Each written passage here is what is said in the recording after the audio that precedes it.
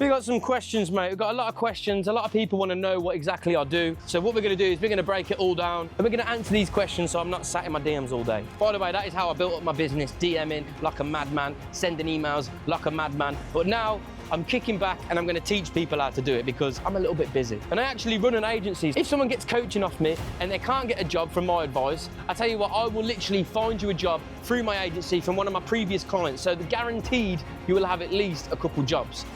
Okay, no, man, this was a tough one. This one's a struggle, but we're going to make it work. So let's get into the questions, mate. Brands actually pay you just to make videos for them?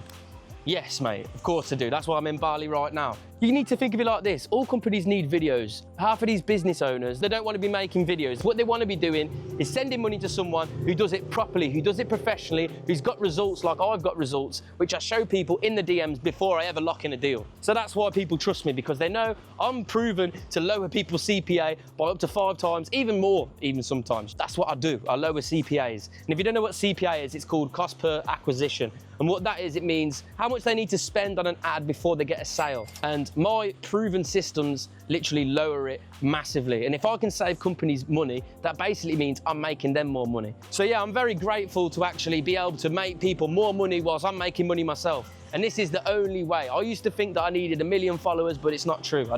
You don't need 1 million followers. I had 2K followers when I did my first 10K month. So there you go. Do you need followers to get paid by brands? I kind of just answered this, but no, you don't. Obviously, it helps if you're doing like affiliate things and if you're doing commission-based, but I've never done a commission-based job in my life because it doesn't pay the bills. Because what I do, I need to pay a cameraman. I might need to pay an actor. I need to get there. You know, it costs me money to make it, so I'm not going to be in a negative before I film the video. This way, I've got money straight away. So if I need to go out and film again, if I need to get a cameraman again, if I need to do all these things, I'm covered and I still make money every single time. How do you even find brands that want to work with you? Well, I'm not going to give away all the sauce, but easiest way to explain it is I found my niches. I know which niches are going to work best. And what I basically do is I DM them. I send a load of DMs. I might send 100 DMs and maybe 10 reply. And out of those 10 that reply, maybe 1 books a job in. But it's all about volume. Anyone can sit on their phone and DM someone all day, send emails all day. It's easy. And once you've got the proof like I have, then it just makes it a lot more easy. And if you've got the videos to start with. So what I would say is, if you haven't got any videos to prove, if you want to just get started now, what I would recommend is doing free videos for people. Or give me a message, maybe I could get you working for one of my brands just to test it out. And then if it does well, then they'll probably want more videos off you, and then everyone's happy and you can use that video to send it to other people. Do you need a fancy camera or can you just use your phone?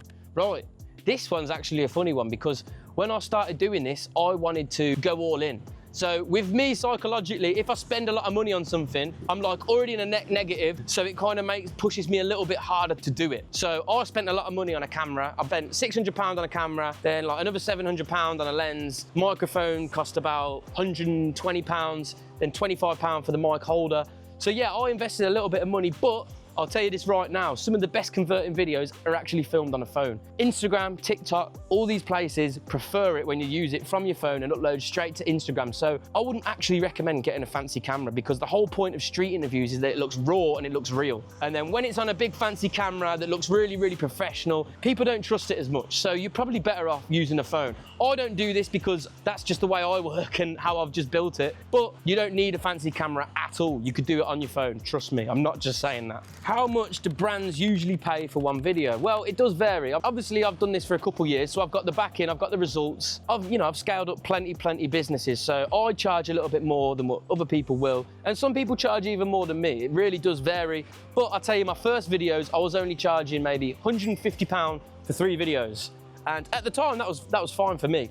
But obviously, as you grow and you invest more into the business, you invest more into the team, the price has to reflect that. So my usual video is around about $1,000 just for the one video. That one video I have to pay, my cameraman, I'll have to do travel, all these different things. So yeah, it's still good, but you could film this video in about 15 minutes if you're good at what you do, like I am. What if I've never made a video before? Can I still start? Yes, I'll tell you what, I'll tell you a story right now. So my friend wanted to start doing this because he saw me doing well with it. And I said, look, mate, let me test you out. We didn't charge the company. This company gives me a lot of work every month. So I was like, you know what? They deserve a free video. So I thought, let me test this guy out, see how it does. And I'm not joking, it outperforms some of my videos. So the main thing is the scripting and the people you speak to. Because if you speak to really good people, get really good reactions, the host that's behind the microphone, it doesn't really matter. All I was doing, I was behind the camera telling him everything what to say, and he said it, I fed him back some words, doing it like that, and we got one of the best performing videos that we've ever done, and I was a little bit jealous. So it just goes to show,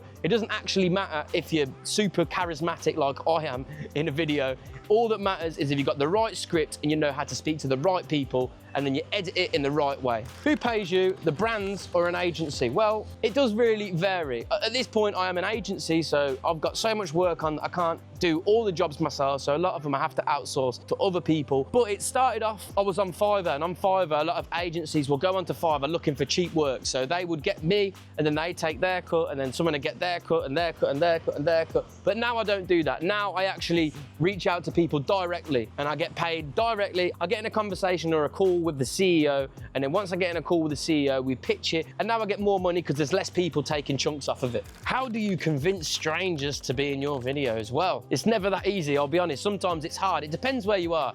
In Bali right now, it's actually really easy. Even when people don't speak the best English, everyone out here is very friendly and they're up for being spoken to. In Birmingham, not so much, I'll tell you right now. My first videos, I'd say I'd have to speak to maybe 20 people before one person would stop in the street. So this does make it a little bit longer. The key is finding a good place to go where you know there's going to be friendly people that are up for speaking, and it's not always the easiest. And I'll tell you what, the easiest one is just going out at night time speaking to drunk people, but not all brands want drunk people. And it makes sense because half the time when you film drunk people, you'll get a message in the morning and they'll say, can you please delete that video? And then I'll have to go out and film it again the next day. Do you have to live in a big city to do this? So this kind of correlates to the last question about how do you convince strangers to be in your videos. I honestly think a big city is probably worse off. Like Leicester Square in London is probably one of the most populated places in England. And I'll tell you right now, I think I did one time where I spoke to about 30 people. I was out there for about 1 or 2 hours and no one stopped and spoke to me. Excuse me. No, don't worry about it. I won't even ask. I won't even ask. I ain't even gonna ask. Fucking hell, mate. This was a tough one. This one's a struggle, but we're gonna make it work. Excuse me, I don't suppose you want to be in a quick video? No. So sometimes it being so crowded actually does the opposite. So you can do this in a normal small town and it still does really well. All that matters is the right people, and the right people could be in flipping Barnsley, who knows? But yeah, if you want to get that aesthetic, you want to get that big city look, then obviously London is the place to go. But me, myself, I'm from Birmingham and I've done probably 80% of the work in Birmingham. And yeah, I don't even like going to London. How do you actually make the ad go viral? So the way I make it go viral, obviously there's no guarantees. Like sometimes you might think it's gonna go viral and it's not.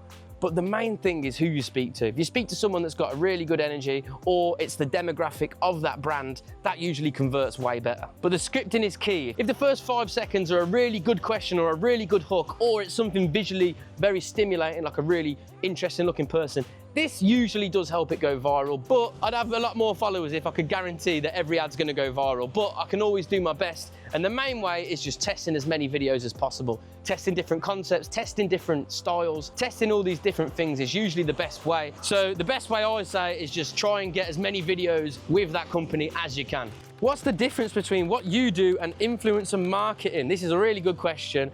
And this is actually a question I get a lot because people say, oh, how can you be making money? I get this all the time. I used to get comments all the time. You're not making money, mate. You've only got 3,000 followers. I used to get that all the time, but I'm not posting the videos. I'm doing UGC content, which is user-generated content. And what that is basically I'm selling them the video. So I sell them the video. If they want to post it organically, they do that. If they want to post it and then run ads on it, they do that. And then that's it. I don't even involve myself with the ad process. All I'm doing is scripting, filming, editing, finishing the video, sending it over to them, and then they deal with the rest. However, I actually am gonna do a full service now because I wanna get more money. What apps do you use to edit and film everything? So CapCut, it's a free app, mate. Download it right now. If you haven't heard about CapCut, where have you been? I used to use Sony Vegas, After Effects, Adobe Premiere Pro, all these things, but it's not necessary for street interviews. All you need is good cuts and a couple nice captions, because the raw and more authentic it looks, the better. Why would a brand pay you instead of filming their own content? Because these brands aren't content creators. They're not always creators. Sometimes they're just people that have a good product or a good service. They're not always creators. Sometimes they might be. There might be a creator turned into it. But even these people, like I had a company called Ely on Dubai, and that was actually a influencer that co-founded it. And she still gets people like me because they've seen my personality, they've seen how I am on camera, they've seen how I get the results, and they want to get that. And you know, they've got to scale up. They can't do everything at once. They're busy with their things. They take care of that. I take care of the content. It's as simple as that. And that way it's completely hands off. And most of these businesses don't want to do all the content as well. They want to just focus on what they're good at, and then I'll focus what I'm good at, and then everyone makes monies. Anyway, if you do want to find a little bit more out, you can check out my website, it's ryantrevis.com. If you've got a brand or a service or anything like that, you can book a call. We can talk about how I can level up your business, or if you want to do what I do, we can also get in a call about that. If you want to get coached, I'm just starting to offer that. I'm going to do it really cheap as well, because we're just going to get the ball rolling. We're not going to be charging thousands and thousands a month. Don't worry, we're going to do it super cheap. So if you want to book a call, find out a little bit more, book a call right now, ryantrevis.com. I'm not going to beat you up, by the way, I was just shadow boxing.